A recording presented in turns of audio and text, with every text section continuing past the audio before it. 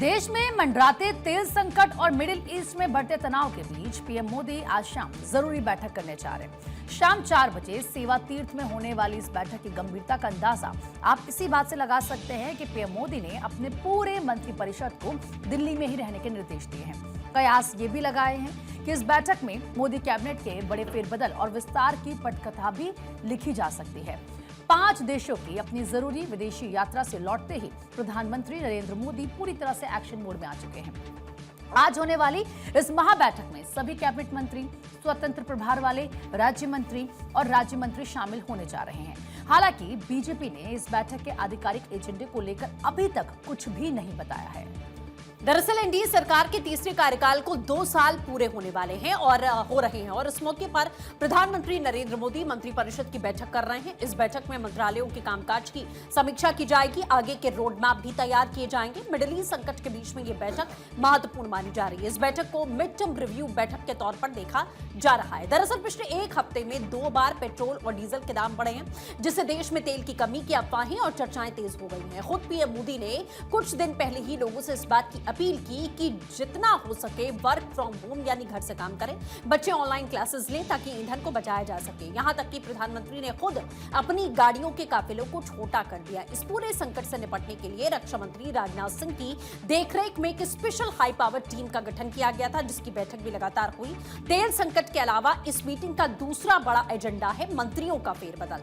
साल 2026 में मंत्रिपरिषद की पहली बैठक है। सूत्रों के मुताबिक जून के दूसरे हफ्ते में मोदी सरकार की कैबिनेट का विस्तार संभव है। खबर है कि पिछले कुछ दिनों से सभी मंत्रियों के काम का हिसाब किताब देखा जा रहा है। जिस मंत्री ने अच्छा काम किया उन्हें बड़ी जिम्मेदारी मिल सकती है और जिनका काम ढीला रहा उनकी छुट्टी हो सकती है। आज इस पर आखिरी मुहर लग जाएगी ये माना जा रहा है। दुनिया में चल रहे तनाव के बीच में पीएम मोदी का साफ कहना है कि युद्ध का किसी बाहरी संकट की वजह से देश की आम जनता को कोई तकलीफ नहीं होनी चाहिए। आज शाम 4 बजे होने वाली इस बैठक में खेती, बिजली, राशन पानी जैसे जरूरी विभागों को लेकर बड़े आदेश दिए जा सकते हैं और अब देखना होगा कि शाम की इस बैठक से जनता को राहत देने के लिए क्या प्लान निकल कर आता है और पीएम मोदी के मंत्रिमंडल विस्तार को लेकर क्या प्लान बनता है। इसके लिए हमारे साथ में लगातार पॉलिटिकल एडिटर अदिति नागर बनी हुई हैं। अदिति, शाम की ये जो बैठक है आज प्रधानमंत्री नरेंद्र मोदी की अध्यक्षता में होने वाली है। सबसे बड़ी बात यह है कि किस तरीके से मंत्रिमंडल के विस्तार को लेकर चर्चा हो सकती है और इसी के साथ में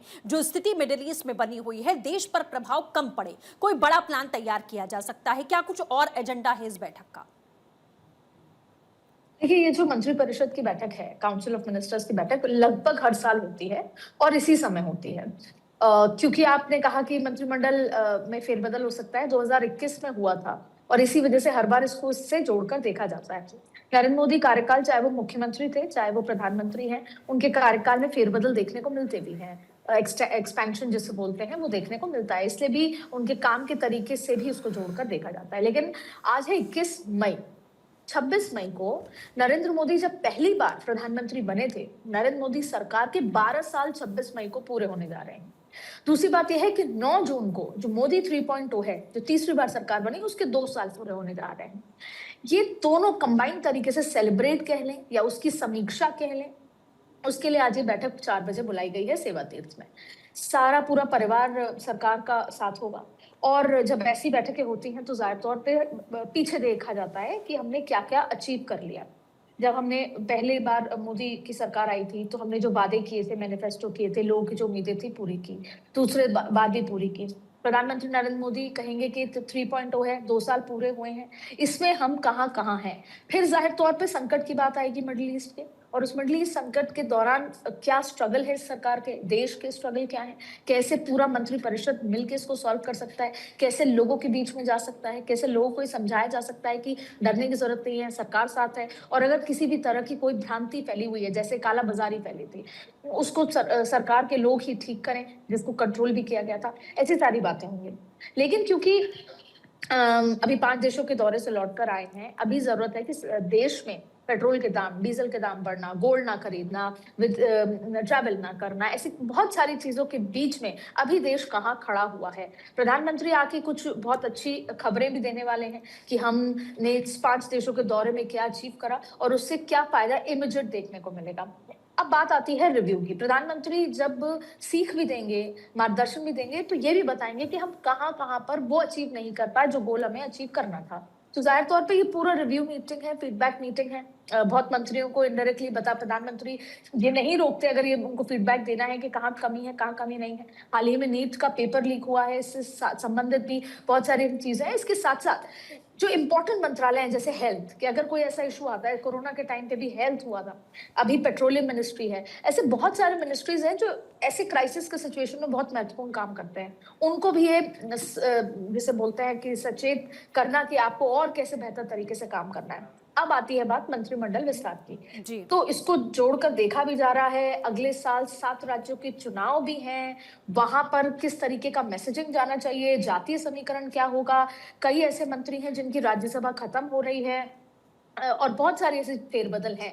तो उम्मीद की जा रही है कि जुलाई तक, जून के एंड तक ये भी होगा। तो ये मुलाकात के बाद बहुत सारे फेरबदल संभव है, पर ऐसा नहीं है कि आज नाम तय होंगे, ऐसा जी। नहीं है कि आज रेजिग्नेशन कराए जाएंगे। आज एक बैठक होगी, तमाम अलग-अलग एस्पेक्ट पे चर्चा होगी, लेकिन उम्मीद की जा रही है कि आने वाले समय में संगठन में तो बदलाव होना ही है। नितिन जी। नवीन की नई टीम आनी है, तो कई एक्सपीरियंस लोग नितिन नवीन की टीम में जा सकते हैं, क्योंकि 7 राज्यों के चुनाव हैं, फिर 2029 की तैयारी है, जी। और कई नए चेहरे, युवा चेहरे आ भी सकते हैं। और seeing the situation, cockroach Janata party, Gen Z, तमाम तरीके की बातें, युवाओं को संगठन में भी और सत्ता में भी लेने की कवायद शुरू की जा सकती है। बिल्कुल।